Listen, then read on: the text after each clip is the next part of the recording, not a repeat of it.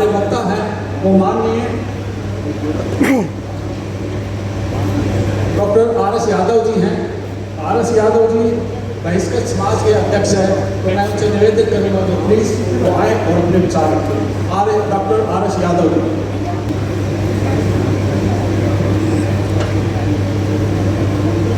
आदरणीय सभाध्यक्ष महोदय, संचालक महोदय, आयोजक महोदय, सामने बैठे बहुसंख्यक समाज के बुद्धिजीवी, हमारी बहनें, युवा साथियों, सभी को जय भीम।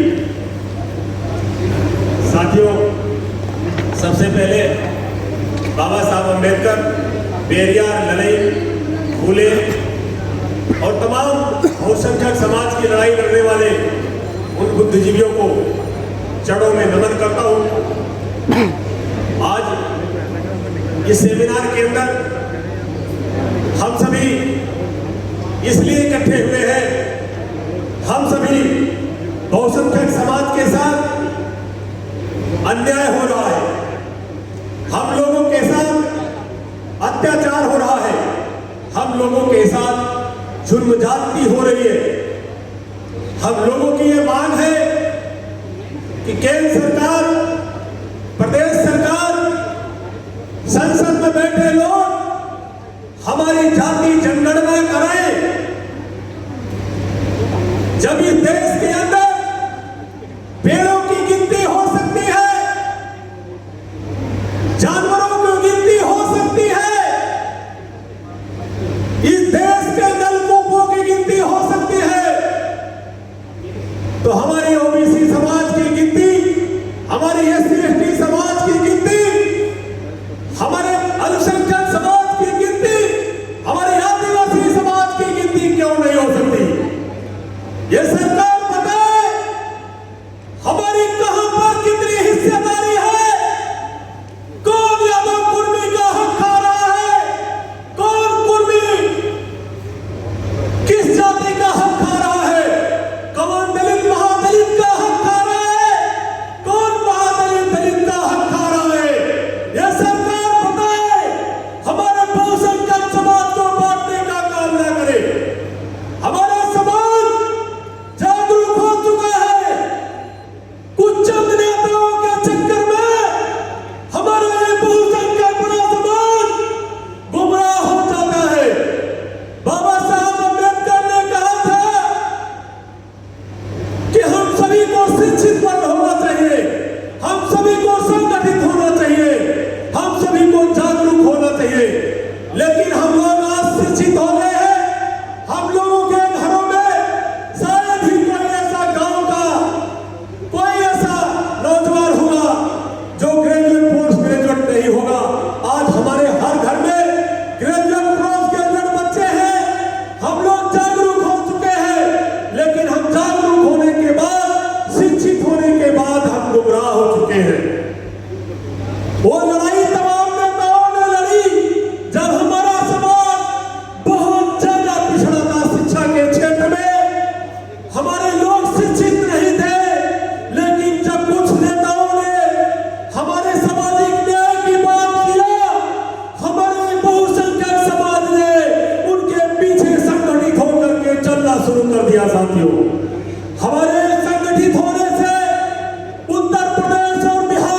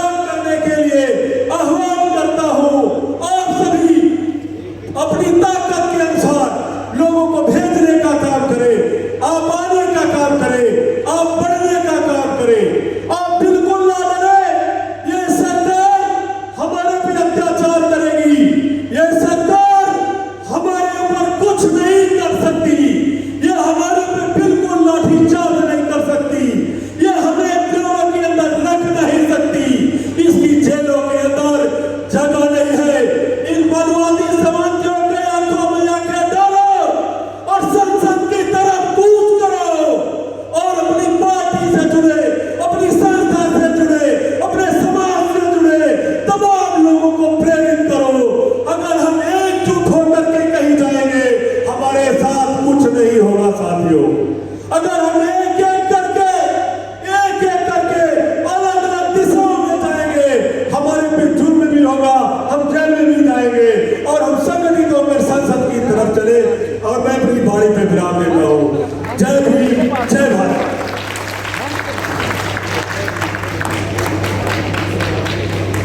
अब मैं बुलाती हूँ श्री आर.बी. सिंह पटेल जी को। श्री आर.बी. सिंह पटेल, आइए, आपका स्वागत है। कृपया 5 मिनट तक अपनी प्रस्तुति रखिएगा।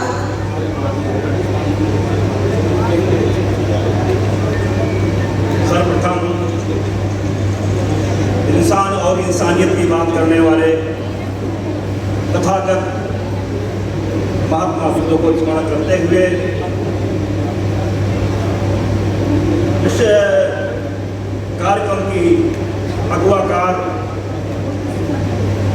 पैगाम के समस्त पदाधिकारी, उनके सहयोग में लगे हुए बीदा पुकुल के समस्त पदाधिकारी, सम्मानित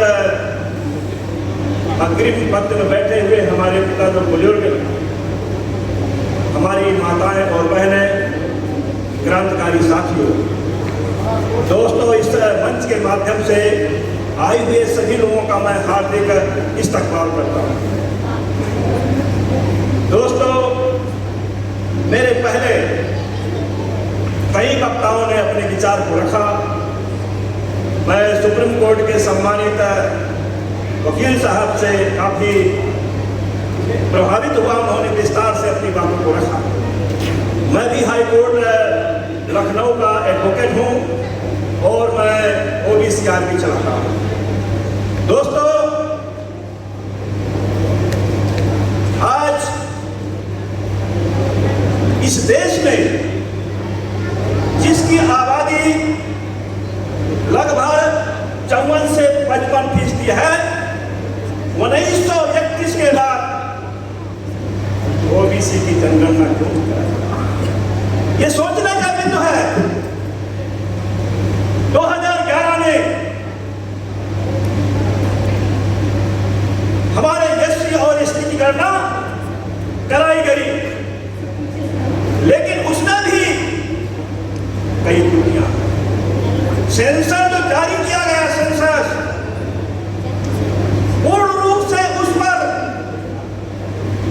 समाज के सामने यह बात नहीं रखी गई कि SC ST के कितने प्रोफेसर हैं, कितने डॉक्टर इंजीनियर हैं, कितने लोग पढ़े हुए हैं, आर्थिक रूप से कितने लोग पिछड़े हैं, उससे कहीं दिखाया नहीं गया। हमारी सरकार कहती है कि OBC का जनगणना नहीं कराई जाएगी। अरे आपने तो कहा था 2017 में, हमारे गृह मंत्री, पूर्व के गृह मंत्री माननीय राजनाथ सिंह ने कहा था चुनाव से पहले कि OBC की जनगणना 2021 में कराई जाएगी। हमारे OBC भाइयों ने पूरा मत भारतीय जनता पार्टी के खाते में डाल करके सरकार बना दिया, लेकिन उन्हीं के गृह मंत्री, वर्तमान में गृह मंत्री जो हमारे भारत सरकार के हैं, उन्होंने क्या कहा? जाति जनगणना नहीं कराई जाएगी, OBC का सेंसस नहीं जारी किया जाएगा। ये कहीं नहीं बताया जाएगा पूरे भारत को कि OBC समाज की कितनी आबादी है। मैं आपसे एक बात पूछना चाहता हूं, नीट पर आरक्षण लागू हुआ, क्यों लागू हुआ? इन्होंने 2017 में सुप्रीम कोर्ट के माध्यम से नीट लागू कर दिया, आरक्षण की व्यवस्था खत्म कर दी। 2017 के बाद हमारे बहुत से समाज के हमारे बच्चे डॉक्टर बनने से वंचित हैं, जिसमें 11,027 डॉक्टर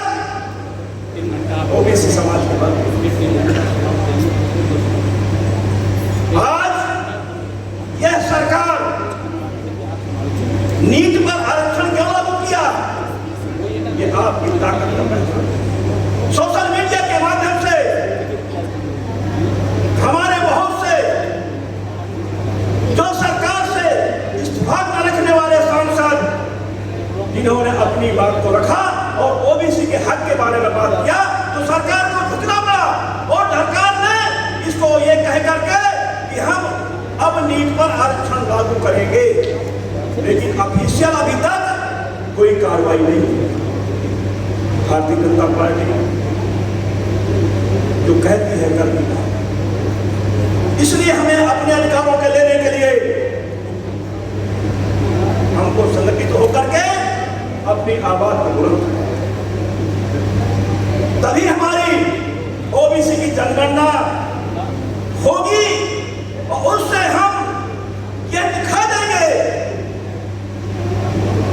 कि जातियों को खत्म करने के लिए जो डॉक्टर अंबेडकर ने कहा था जातियां तोड़ो और समाज को जोड़ो, तो निश्चित है समाज हम जोड़ेंगे।